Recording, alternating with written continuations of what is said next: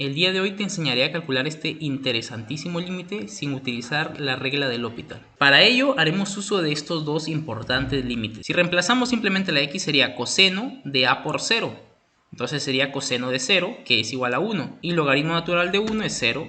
Entre el logaritmo natural de 1 sería 0. Por lo tanto es una indeterminación. ¿Cómo elimino esta indeterminación? Una idea puede ser eliminar este coseno de alguna manera para que no nos salga 1, ¿no? Y otra puede ser eliminar el logaritmo, para que a pesar de que adentro salga 1, pues el logaritmo no sea 0. Pues ¿cómo eliminamos un logaritmo? Una buena idea es que aquí adentro aparezca el número e. Sería el logaritmo natural de e es 1, ¿no? Y ahí es donde aparecerá este límite. Si tengo un límite de una división, entonces esto se puede separar como la división de los límites, quedándonos esta expresión de aquí. Hemos simplemente separado el límite para cada uno de los logaritmos. Ahora buscaré que lo de adentro se parezca a esto. Tengo 1 más x. Buscaré que esto de adentro del logaritmo se parezca a esta expresión. Me hace falta un 1, obviamente, no lo tengo aquí.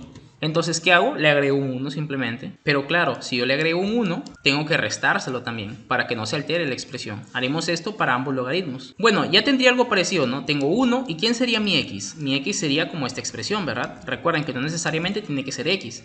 Puede ser un m, ¿no? En este caso sería como mi m, sería mi coseno de x menos 1. ¿Qué me falta? Me falta que aparezca 1 entre x, es decir, 1 entre esta expresión aquí arriba, elevando. ¿Cómo puedo hacer esto? Aplicando una propiedad de los logaritmos. Nosotros sabemos que si multiplico al logaritmo por algo, entonces eso que está multiplicando puede subir como exponente del logaritmo. ¿Qué tal si lo multiplico por 1 entre lo que está aquí? Si lo multiplico por esa expresión, entonces podrá subir, ¿verdad? He hecho lo indicado, he multiplicado por 1 entre esta expresión, ¿no? Aquí está.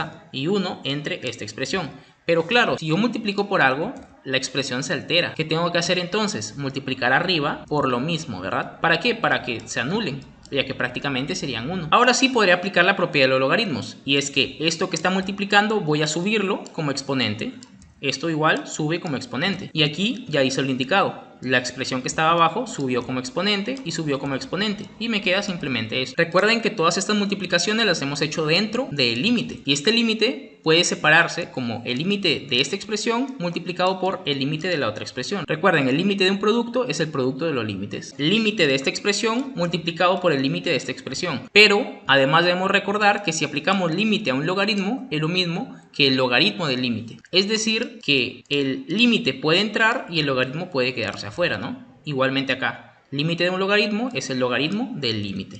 Y entonces aquí tenemos el límite de la otra expresión, ¿no? Recuerden que estábamos multiplicando ambos límites, ¿no? Límite de la primera expresión por el límite de la segunda. Entonces tendríamos límite cuando x tiende a 0 de 1 más, esto sería como mi x, y elevado a 1 sobre x, ¿no? Entonces eso tendría que ser e. Pero claro, si aquí es m, aquí está m y aquí también está m. Aquí tenemos x y por acá coseno de x menos 1 y por acá coseno de x menos 1. Esto de aquí no es igual que esto de acá. ¿Cómo comprobamos que esto también tiende a 0? Si la x tiende a 0, entonces ¿qué va a pasar con esta expresión? Diremos coseno de a x menos 1. Si reemplazamos la x como 0, sería coseno de 0 menos 1. Coseno de 0 es 1. Menos 1 equivale a 0. Por lo tanto, esta expresión, coseno de x menos 1, tiende también a 0, ¿no? Cuando x tiende a 0, esta expresión también tiende a 0. Por lo tanto, podríamos reemplazar en vez de este x cuando tiende a 0 por esta expresión. Tenemos ahora un límite donde esta parte de abajo tiende a 0. Tenemos esto mismo aquí y lo mismo acá. Por lo tanto, ahora sí podríamos decir que esto de aquí dentro equivale al número e. Y acá abajo igualmente equivale al número e. Entonces sería logaritmo natural de e es 1. Y logaritmo natural de 1, quedándonos simplemente esta expresión de acá. Bueno, ya habiendo llegado a este punto, entonces ya eliminamos el logaritmo, que era uno de los grandes problemas.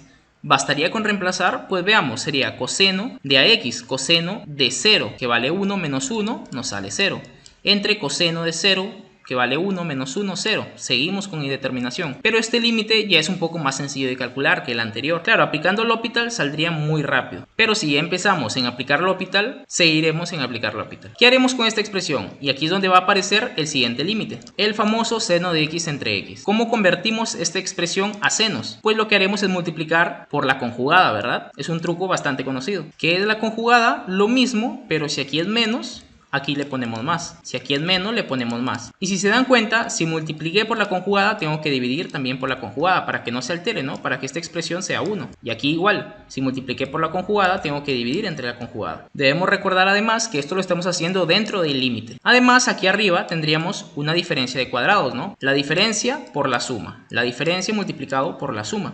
Diferencia de cuadrados bastante clara.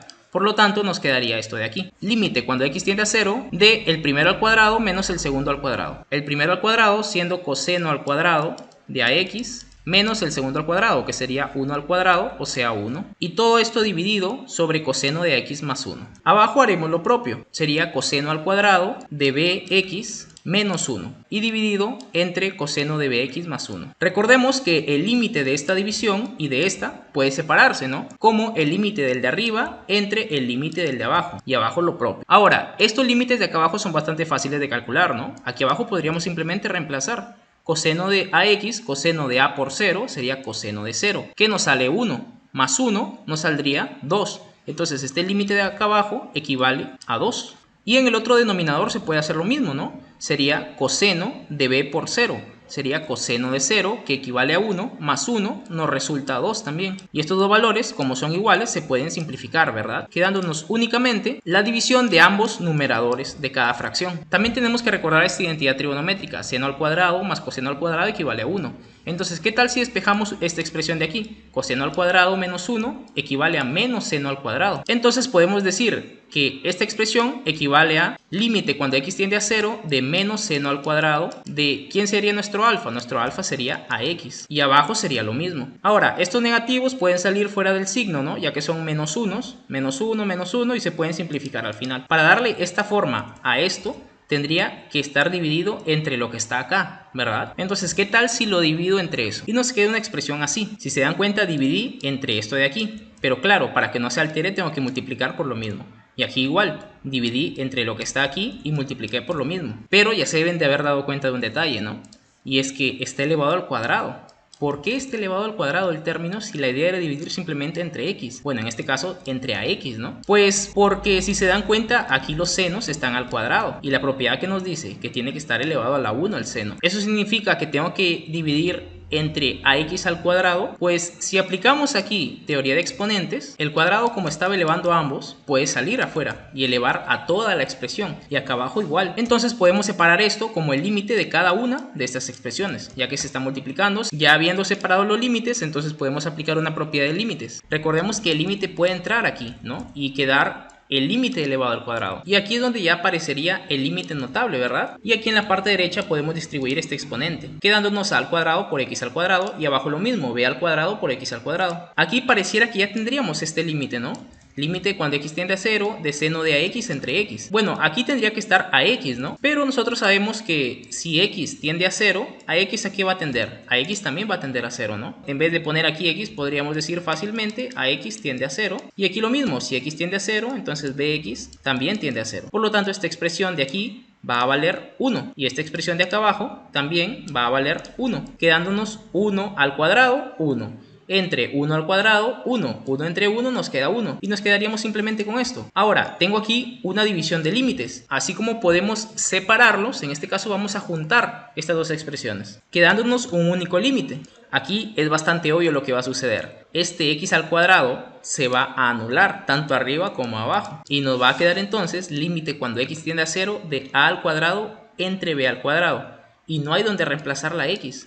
Por lo tanto, el límite de esta expresión simplemente es estas constantes. Nos quedaría entonces a al cuadrado entre b al cuadrado, siendo esta la respuesta de este hermoso límite calculado sin L'Hopital. Cabe aclarar que muchos de estos pasos pueden ser saltados, ¿no? Muchos pasos ya son algo obvios y alguien que ya tenga un poco de práctica puede realizarlos fácilmente. Pero claro, este video ha sido con fines meramente didácticos y con la intención de que cualquiera lo pueda comprender, ya que son varios procedimientos. Entonces no quería saltarme nada y que todo quede bastante claro. Espero se haya comprendido y cualquier recomendación, si quieren quizás que ahorre un poco de pasos, que vaya un poco más rápido, pueden comentármelo también. Y si quieren que sigamos así, entonces perfecto. Conmigo será hasta la próxima y hasta luego.